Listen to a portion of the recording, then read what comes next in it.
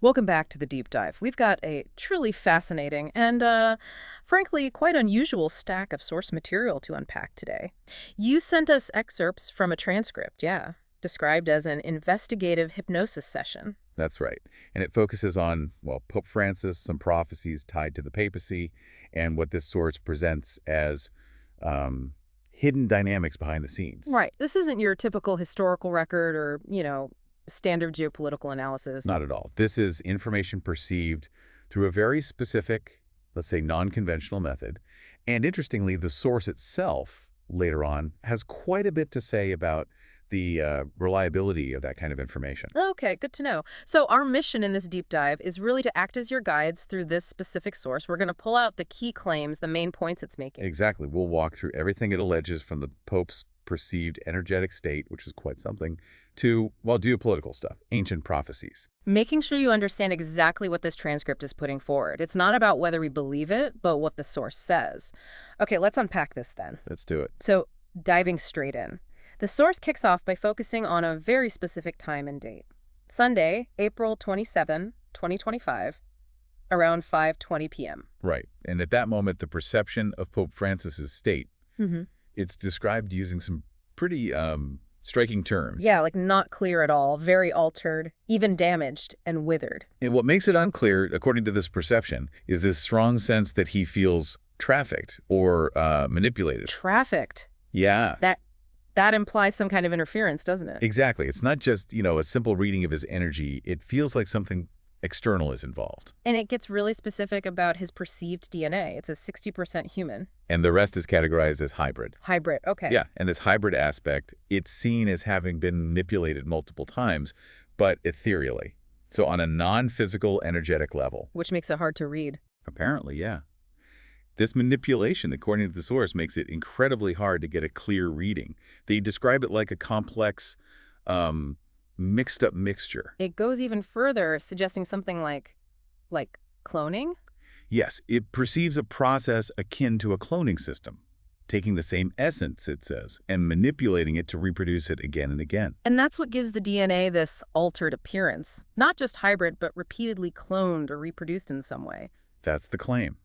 And where is Pope Francis perceived to be at the specific moment, April 27th, around 5:24 p.m.?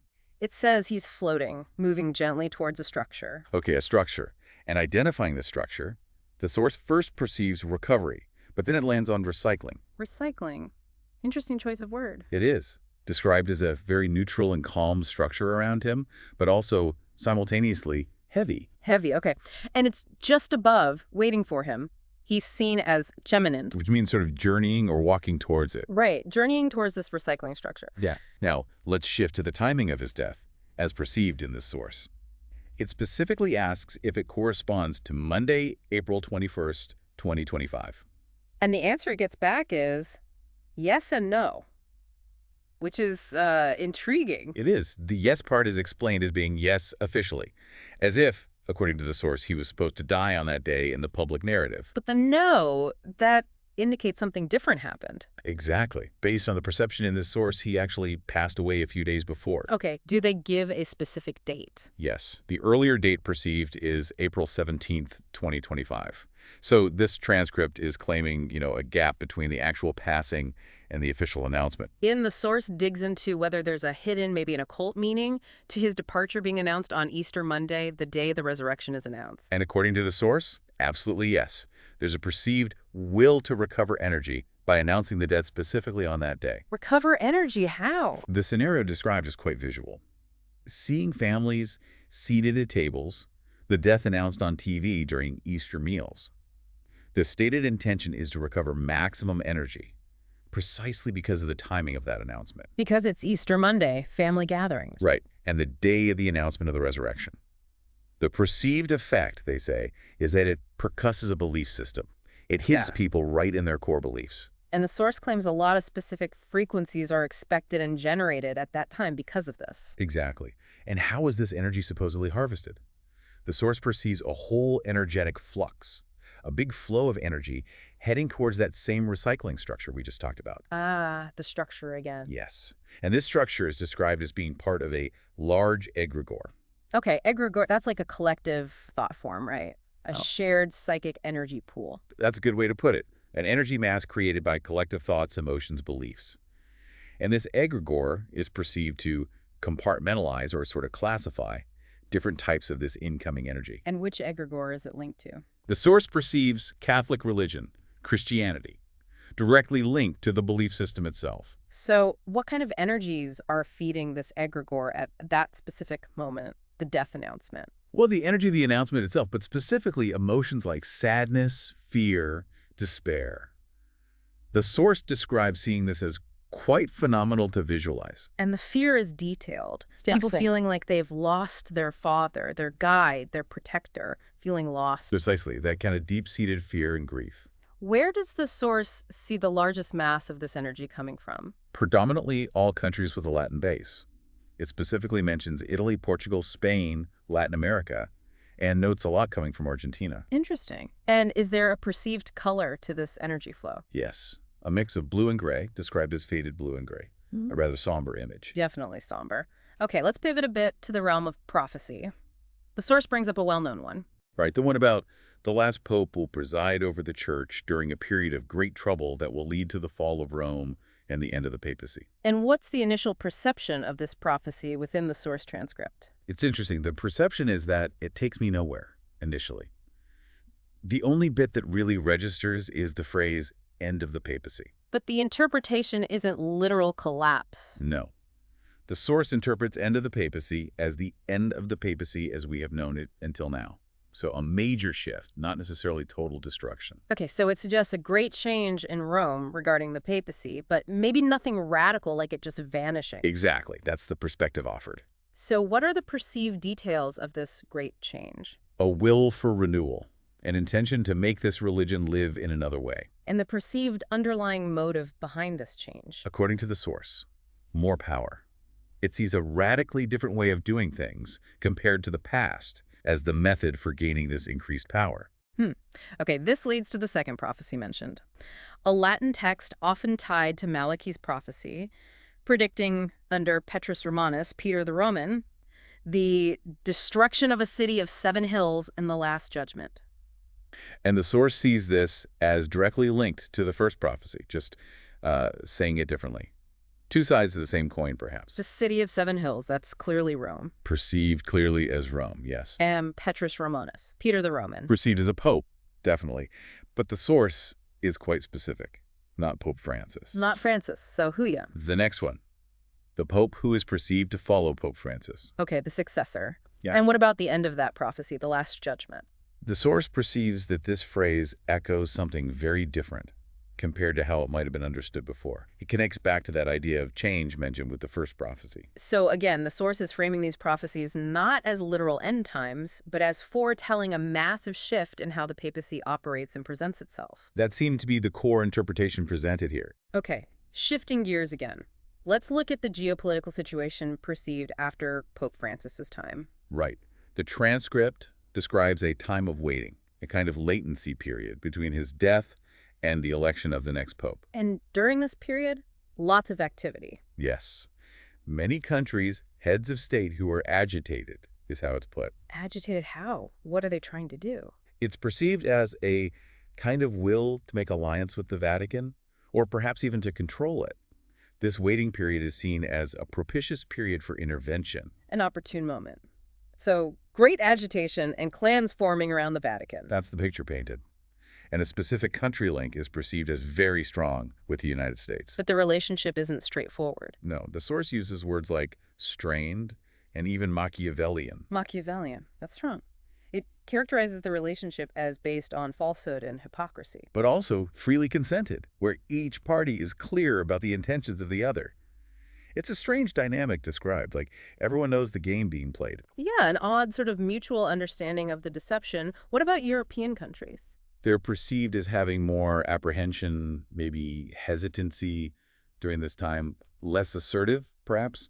So the overall perceived situation is the U.S. and its allies are taking advantage of the moment to try to assert something else, to gain influence. That's the impression given by the source, yes. Okay, now the source provides some esoteric information about the next conclave, the meeting where cardinals elect the new pope. Yes, it perceives 3 cardinals specifically who are in the running. And esoterically, from this source's viewpoint, these individuals know they are marked. Yes, that has been prepared for a long time. They are perceived as being ready. But what makes the difference in who actually gets chosen? According to this perception, it comes down to how they will be able to manifest this potential on the physical level. So it's about their actions and performance in the real world, not just the esoteric potential. Right. And who will the next pope be? Does it say? It states there's difficulty getting a clear answer on the exact identity, but it loops back to that Petrus Romanus prophecy. Peter the Roman, so a name connection. Exactly. Names like Petrus, Pedro, Pedro Pierre, that kind of structure. And among the three main contenders perceived. Only 2 are perceived as potentially having Pierre or a similar name within their name. Interesting. Any clues about nationality? Not perceived clearly, but definitely Europe. Surely a European. The source makes a very tentative guess. The Netherlands. But that's presented as uncertain. Okay. And one final detail about these 3 contenders. One is perceived as a person of color, Mm-hmm. and this individual is specifically perceived as not being the European one. So to summarize the perception, 3 main contenders, 2 potentially named Pure Peter from Europe, maybe Netherlands, and 1 person of color who isn't the European one. That's quite specific. It is, within the context of this single perception session. Okay, let's circle back to the beginning for a moment. That altered DNA and the recycling structure Pope Francis was perceived heading towards. Can we get more details on that structure? The source describes it further as an immense platform. And there are beings there? Yes. Hooded men standing, wearing capes, just waiting. Hooded figures. What's the atmosphere like? Described as empty. A sense of non-life, a void. Not a pleasant place, it sounds like. Doesn't sound it. What about the DNA of these hooded beings? The source perceives several DNAs present, the most common. Humanoid, reptilian, some are described as a mix of all that, and some are perceived simply as demon. Wow. Okay. A mix. Yeah, the perception found it hard to be more precise, suggesting the information about this place is heavily encrypted, a will to keep this place secret. Encrypted. So how did the source get any information? By sort of grazing or pecking at the edges of the information. This resulted in data described as intertwined, imprecise, but still some information came through. Okay. Now the cloning aspect. Was cloning perceived for all popes up until now? The answer perceived was not all. Right. So who wasn't cloned, according to this source? The previous one, Benedict XVI. And why was he perceived as different? He's perceived as having retired because he had a realization. A realization about what? A will not to serve this system anymore. Something shifted for him. What did he see or realize in the system that made him leave? Something ethically didn't correspond to him. He just didn't want to continue participating in what he was asked to do. Which was? Primarily, hold discourses he didn't adhere to, but also, more disturbingly, participate in obscure activities. Obscure activities. Does it specify? Yes, the source perceives a specific refusal. Refusing to participate in blood rituals. It claims this went too far for him. Goodness. Did he know about this kind of thing before becoming pope? Or was he naive? The perception is not in detail. Or perhaps he was in denial, hoping he could somehow spare himself from it. He had vague knowledge that such activities occurred in the Vatican, had heard about it. Right. What about other popes before Francis? Did they participate in these obscure activities? The answer perceived is complex, yes and no. It says participated isn't always the perfect word. Sometimes it could be done without their physical presence, but they needed to be informed. They needed to give the green light, the validation. So knowledge and approval were key, even without being there. Yes. Knowledge, information, a clear signal. The perception is that not all of them were so shining, and some did actively participate. And Pope Francis, his participation. The perception here is unambiguous. Yes. Okay. Listener, we're getting into some extremely dark claims here, just reporting what's in the source. Now, about the cloning of Pope Francis specifically. How many clones? It's perceived he had 2 or 3 clones who were also popes, cloned 3 times as pope. Why? Why were clones needed? The source links it back to the alteration of his DNA. It claims his body was very damaged, had been sick for a very long time. And how were these clones kept going, regenerated? There was a perceived need to regenerate their bodies, their clones, by blood. By blood. Yes. The source states quite directly that he drinks blood. Drinks whose blood? Blood from rituals. Human sacrifice blood, human blood. Again, these are the direct claims from the source transcript we are examining. Extremely serious allegations. Extremely serious. Okay, let's shift focus slightly to the perceived esoteric view of Pope Francis's funeral ceremony, which, given the dates, must have happened after the session took place. Right. The scene perceived includes, the expected elements. Yeah. Many people in St. Peter's Square, heads of state, inside the basilica. But the esoteric perception inside the basilica, that's different. Very different. Many entities are perceived inside. The source gives a specific number. 142 entities. 142, and where are they? All stuck to the ceiling, apparently attending the ceremony from above. Stuck to the ceiling. Wow. And what's their perceived state?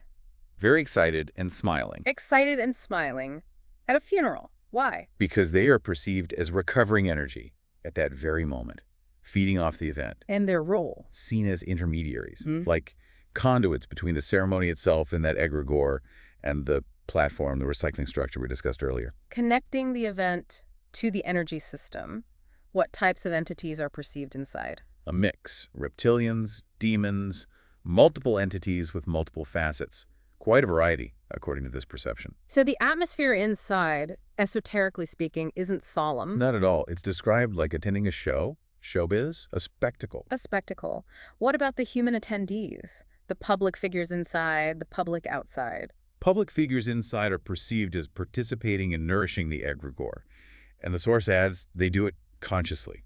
The public is perceived outside in the square. And are these entities directly connected to the public figures inside? Yes, that connection is perceived. But no entities directly connected to the people in the square outside. The source perceives no entities attached to individuals out there. Okay, that's interesting. But the square itself, it's described as quite clear energetically, yet it has a function. Yes, it recovers these energies at one point. Its shape is perceived like an inverted diamond or pyramidal but open, and all the people on the square are seen as being inside this structure.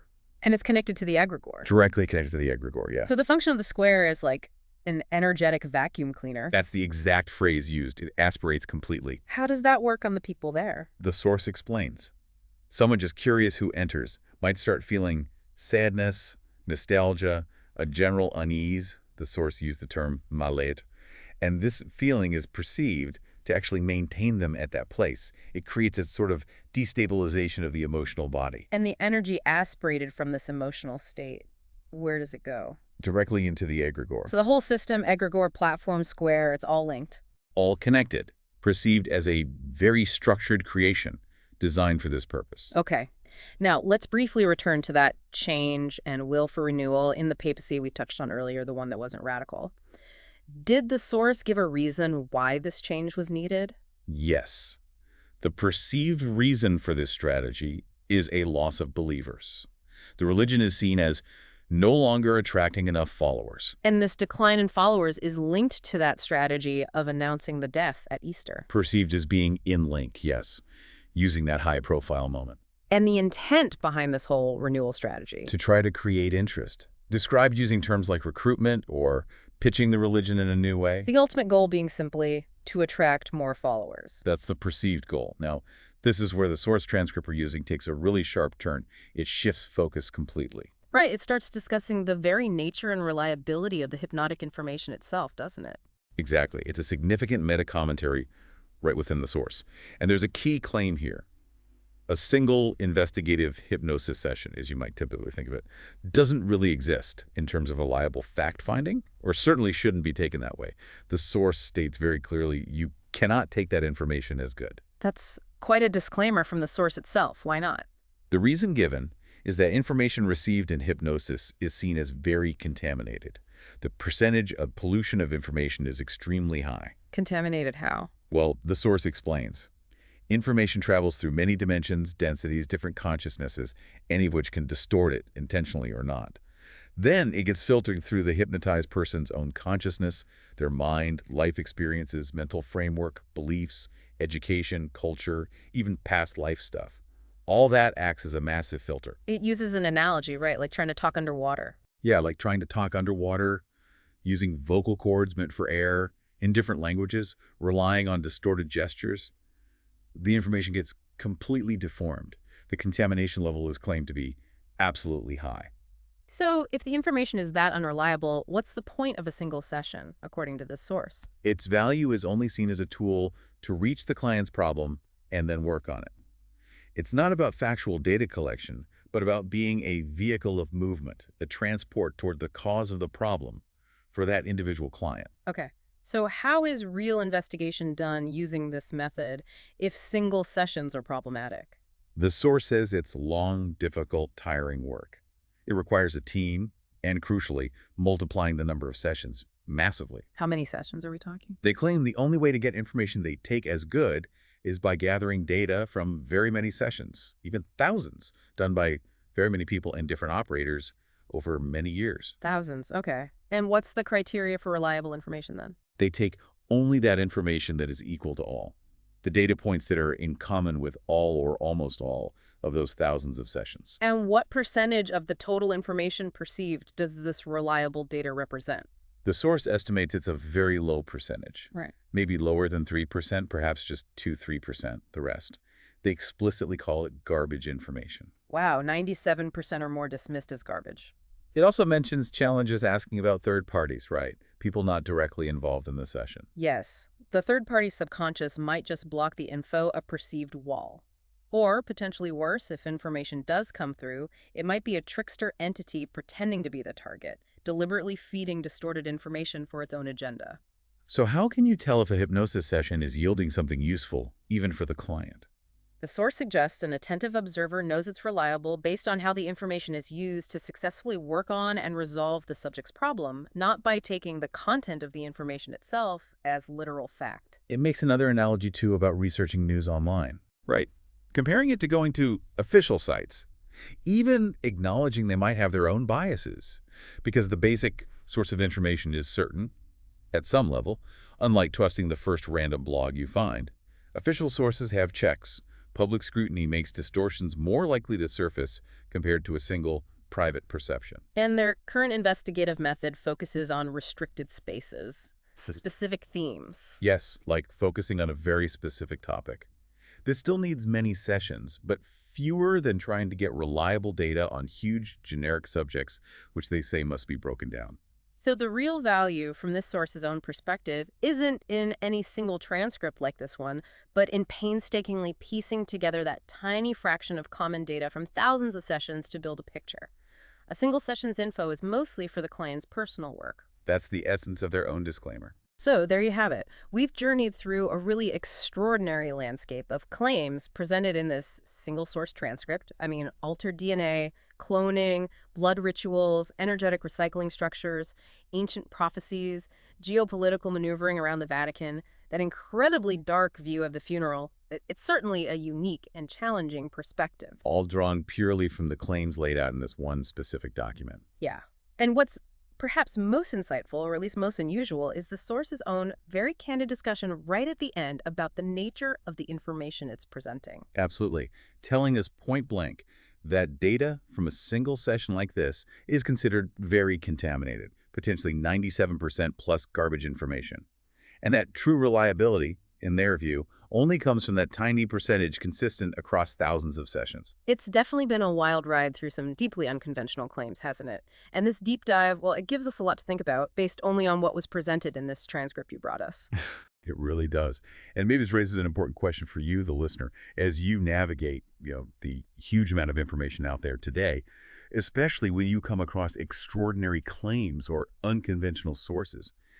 If, as this one source claims about its own method, information perceived in a single go can be overwhelmingly unreliable, how do you personally approach figuring out what's reliable? How do you find what you consider to be the signal within the noise in your own explorations?